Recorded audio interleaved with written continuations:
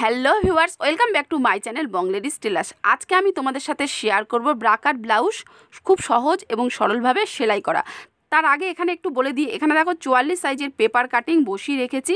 তো এই সমস্ত পেপার কাটিংগুলো আমি ব্লাউজ পিস কাপড় আর লাইনিং কাপড়ের ওপর বসিয়ে তারপরে কাপড়গুলো কিন্তু আমি কাটিং করে নেব। তো সেই কাপড়টি কিভাবে কাটিং করতে হবে এই নিয়ে অলরেডি আমার চ্যানেলে ভিডিও আপলোড করা রয়েছে, আমি ডিসক্রিপশন বক্সে সেই লিঙ্ক দিয়ে দেবো, তোমরা একটু দেখে নিও।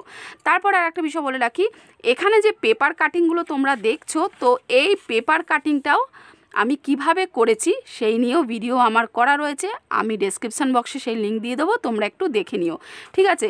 তো আর একটা বিষয় খুবই ইম্পর্ট্যান্ট, যারা সেলাই কাজে একদম নতুন, অনেক সময় কি হয় তোমরা কাটিংটা হয়তো দেখো সেলাইটা সেরকমভাবে ফলো করো না, কিন্তু না, একদম সেটা ভুল। কাটিং যেমন খুব ইম্পর্ট্যান্ট, সেরকমই কিন্তু আমাদের সেলাইটাও কিন্তু জানা খুবই দরকার, বা সেলাইটাও কিন্তু খুবই ইম্পর্টেন্ট। কারণ সেলাই করতে করতে সেই ব্লাউজটির মধ্যে কত ধরনের পট্টি কাপড় বসছে বা কোথায় কতটা ছেড়ে সেলাইটা করতে হবে, এরকম অনেক খুঁটিনাটি বিষয় আছে যেগুলো সেলাই করতে করতে নতুনদের অবশ্যই জানা দরকার, ঠিক আছে। কি বললাম বুঝতে পারলে? তো চলো, অবশ্যই কিন্তু তার আগে আরেকটা কথা বলে রাখি, যেটা আগেও বললাম, ডেসক্রিপশন বক্সটা কিন্তু অবশ্যই তোমরা একটু চেক করে নিও। তো চলো, অনেক কথা বলে ফেললাম, সরাসরি সেলাইটা শুরু করা যাক।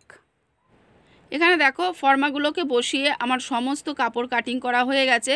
তো অস্তর কাটিংগুলো কিন্তু একদম পারফেক্ট মাপ, আর ব্লাউজ পিসের কাপড়গুলো কিন্তু একটু বড় কাটিং করা হয়ে গেছে। তো এই দু ধরনের কাপড় যখন আমরা অ্যাটাচ করব, তখন সাইড থেকে ব্লাউজ পিসের কাপড় খানিকটা বাড়তি থাকবে, তখন কাটিং করে ছেটে পরিষ্কার করে নেবো বা লেবেলে নিয়ে চলে আসবো। এরপর দেখো এল পার্ট বা বেল্টের জায়গায় চলে আসলাম। তো বেল্টটা প্রচণ্ডভাবে সরু দেখাচ্ছে, তার কারণ বেল্টের কাপড়টা এতটাই কম ছিল।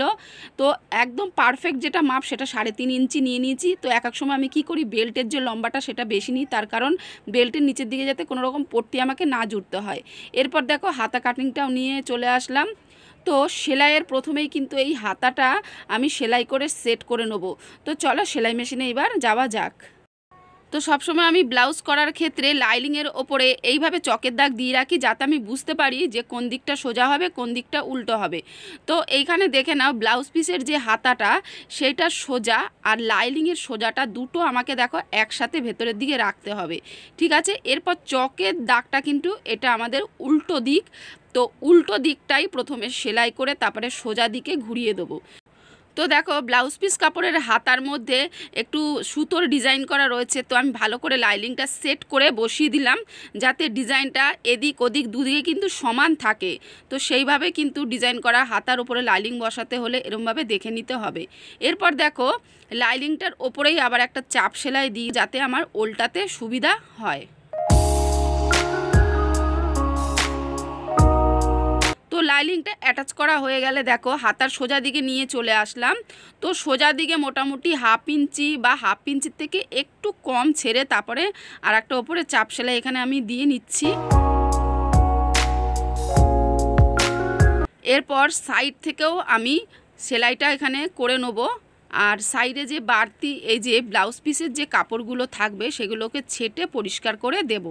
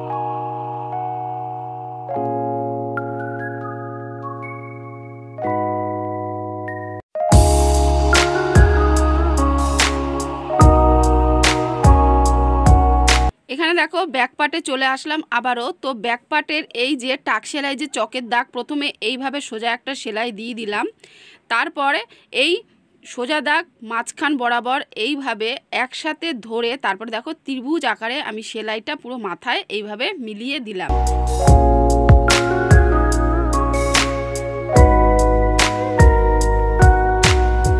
এরপর দেখো আমি খাপের জায়গাটাকে তৈরি করে নেব, তাই জন্য খাপের দুটো অংশকে এইভাবে দেখো একসাথে ধরে চওড়া দিক থেকে আরম্ভ করলাম, মানে খাপের নিচের অংশের চওড়া দিক থেকে আর ওপরের সরু অংশের দিক থেকে একসাথে দুটোকে ধরে সেলাইটা আরম্ভ করে দিলাম। এইভাবে দেখো দুবার সেলাই করার পর আমি এই খাপটাকে মাঝখান দিয়ে ভাঁজ করে তারপরে এই যে প্লিটের দাগটা এখানে চক দিয়ে দিচ্ছি। তো চকের দাগ আমি যেভাবে দিয়েছি সেভাবেই কিন্তু আমি প্লিটটাকে এখানে সেলাই করে নেব।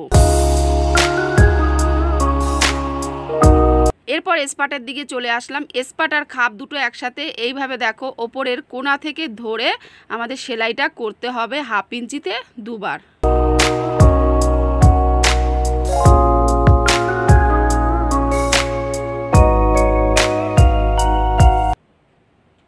এসপাটটা জোড়ানোর পর দেখো এসপাটের নিচের দিকে জাস্ট একটুখানি কাপড়টা বাড়তি হয়ে রয়েছে, তো আমি কাট করে দিলাম। এরপর দেখো বেল্টটা লাগিয়ে নেবো। তো বেল্টটা কিভাবে সেট করছি দেখে নাও। বেল্টের একদিকের কোণাটা যে দিকটার কি মাপটা বেশি আছে সেটা কিন্তু ওপরের দিকে রাখতে হবে। তো এইভাবে দেখো আমাদের উল্টো দিক থেকেই কিন্তু বেল্টটা সেলাই করতে হবে যাতে বুঝতে সুবিধা হয়। এই যে প্লিটের যে কাপড়টা সেটাও কিভাবে ভাঁজ করব সেটাও যাতে বুঝতে সুবিধা হয়, এই জন্য সবসময় আমি এল পাট লাগানোর সময় এইভাবে উল্টো দিক থেকেই লাগানোর চেষ্টা করি যাতে আমার বা তোমাদের বুঝতে দেখতে সুবিধা হয়। তো বেল্টটা দেখো পুরো অ্যাটাচ করা হয়ে গেলে বেল্টের ওপরেই আবার দুখানা পরপর চাপ সেলাই দিয়ে দেবো।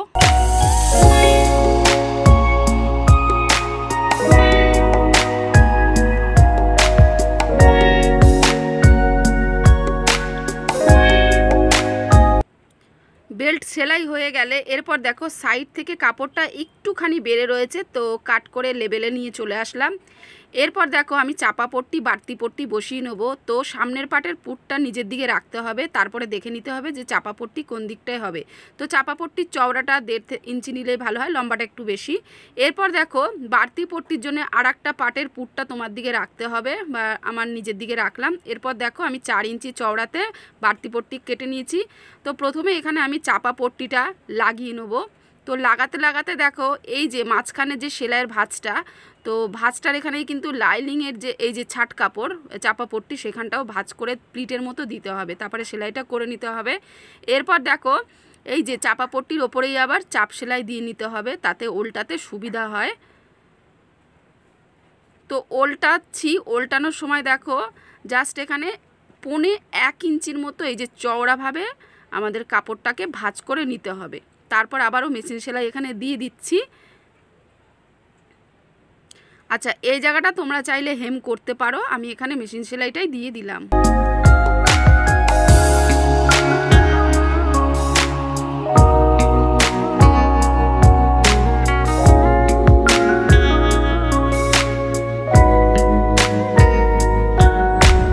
এইবার আমি বাড়তি পট্টিটা উল্টো দিক থেকে দেখো লাগিয়ে নেব। আর বাড়তি পট্টি চওড়া তো বললামই 4 ইঞ্চি নিলেই ভালো হয়, যাতে ভাঁজ করার পর অন্তত 1 ইঞ্চি থাকে। সেটা তোমরা সেলাই করলে দেখলেই বুঝতে পারবে, আমি বলে দিলাম তাও। আর লম্বাটা সবসময় একটু বেশি রাখবে, তাতে অসুবিধা নেই, পরে ছেটে দিলেই হবে। এখানে দেখো বাড়তি পট্টি লাগানো হয়ে গেলে এরপর আমি ভাঁজ করে নিচ্ছি আরও একবার দেখো ভাঁজ করে এই যে চওড়া জায়গাটা মোটামুটি 1 ইঞ্চি রাখলেই ভালো হয়। তো দুটো পরপর কিন্তু এখানে আমি সেলাই দিয়ে নেবো, দুটো সেলাইয়ের মাঝেই আমাদের হুকের ঘরগুলো তৈরি হবে।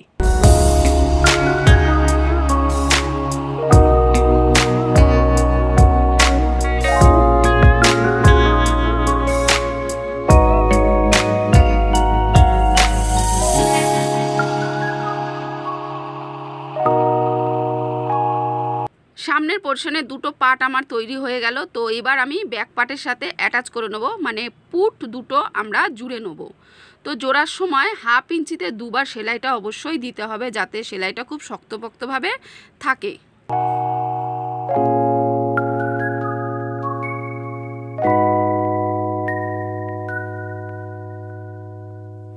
এরপর দেখো গলার পট্টির জন্য আমি কাপড়টিকে তিরছাভাবে 1 ইঞ্চিতে কেটে নিয়েছি, আর টুকরো টুকরোগুলো আমি একসাথে অ্যাটাচ করেছি। আর কোমর পট্টিটা সোজা নিলেই হবে, সেটা আমাদের 1.5 ইঞ্চি আছে চওড়া, ঠিক আছে, লম্বাটা একটু বেশি। এরপর দেখো আমি তিরছা কাপড়টাকেই আমি এই যে গলার মধ্যে কিভাবে বসাবো সেটাই তোমাদেরকে দেখিয়ে দিচ্ছি।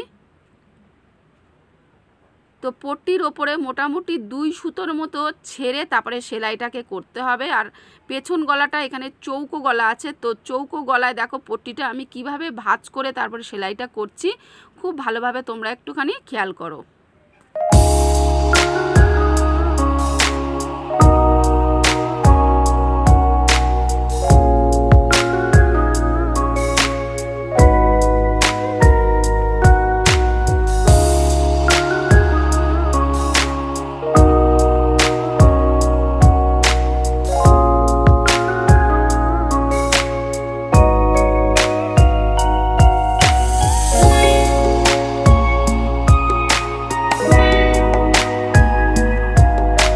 পট্টিটা দেখো অ্যাটাচ হয়ে গেলে আমি কোনাগুলোকে একটুখানি করে কেটে দিচ্ছি যাতে ওলটাতে সুবিধা হয়। তো গোল জায়গাগুলো এইভাবে জাস্ট একটু কাট করে দিচ্ছি যাতে আমার ওলটাতে সুবিধা হয়। এরপর পট্টিটার ওপরেই চাপ সেলাইটা দিয়ে নেব যাতে হেম করার সময় আমাদের খুব সুবিধা হয়।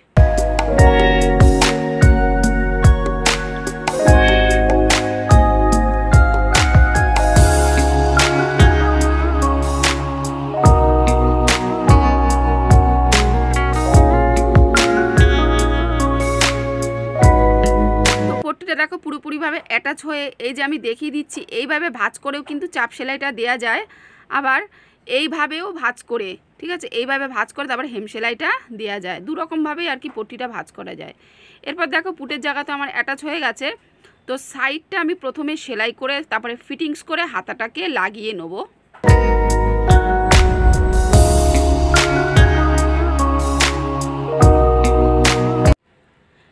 ফিটিংস করার আগে আমি প্রথমে এই যে কোমর পট্টিটা আগে লাগিয়ে নিচ্ছি। তো কোমর পট্টিটা কিভাবে লাগাতে হবে আমি ডিটেলসে এখানে দেখাচ্ছি না, কারণ এর আগে আমি বহুবার দেখিয়ে দিয়েছি। এরপর দেখো আমি ফিটিংসের মাপটা দিয়ে দেবো। তো দেখো বাড়তি এই যে ব্লাউজটা উল্টো করে নিয়েছি প্রথমে, আর বাড়তি পট্টির জায়গা থেকেই প্রথমে ফিতেটাকে ধরে তারপরে আমার কোমরের পরিমাণ আছে 39 ইঞ্চি, 39কে 4 দিয়ে ভাগ করে যেটা বেরোবে সেটাই আমাদের নিতে হবে। এরপর ছাতির ক্ষেত্রেও কিন্তু তাই 44 ইঞ্চি, 44কে 4 দিয়ে ভাগ করলে যেটা বেরোবে সেটাই আমি এই যে চক দিয়ে দাগিয়ে নিলাম সোজা করে।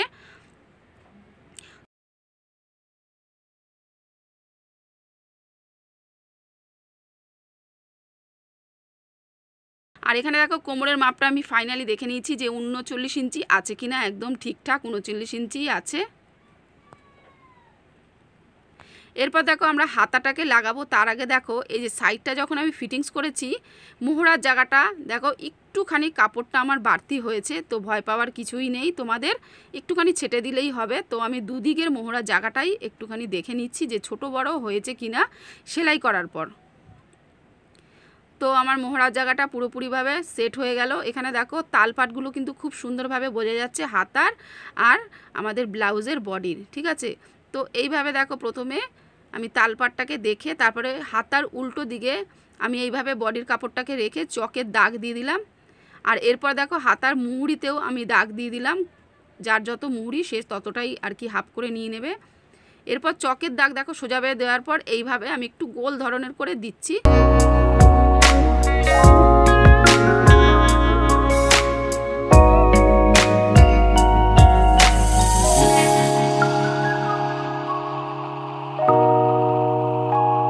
হাতার কাপড়ে ফিটিংসের দাগ দেওয়া হয়ে গেলে এখানে দেখো হাতার মোহরার জায়গাটা কাপড়টা একটুখানি বেড়ে রয়েছে, তো আমি চক দিয়ে দাগিয়ে তারপরে ছেটে একদম লেভেলে নিয়ে চলে আসলাম। সাইডটা কিন্তু সবসময় একটু সমান সমান করতে হবে যাতে বডির সাথে জোড়ার সময় কোনো রকম ছোটো বড়ো সেলাইটা না দেখা যায়। এইভাবে দেখো আর একটা হাতার ওপর আমি এই যে চকের দাগওয়ালা হাতাটাকে বসিয়ে আমি আবার নিচের হাতাটাকে এইভাবে চকের দাগ দিয়ে আর কি ফিটিংসের দাগটা দিয়ে দিলাম। দুটো হাতা এইভাবে আমি সেলাই করার পর এরপর আমি বডির মোহরার সাথে এই যে জুড়ে নেবো। তো কিভাবে জুড়ছি সেটাই তোমরা ভালো মতো এখানে দেখে নাও। হাতা লাগানোর দু ধরনের নিয়ম আছে।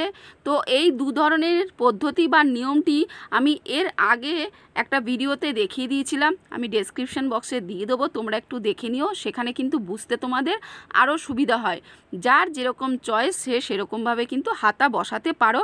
তো আমি এই ব্লাউজের ক্ষেত্রে আমি এইভাবেই হাতাটাকে লাগিয়ে নিলাম, তোমরাও চাইলে করে নিতে পারো, কোনো রকম অসুবিধা নেই। বা দুটো নিয়ম বলেছি, সেই দুটোর মধ্যে যে কোনো একটা তোমরা ইউজ করতেই পারো, ঠিক আছে।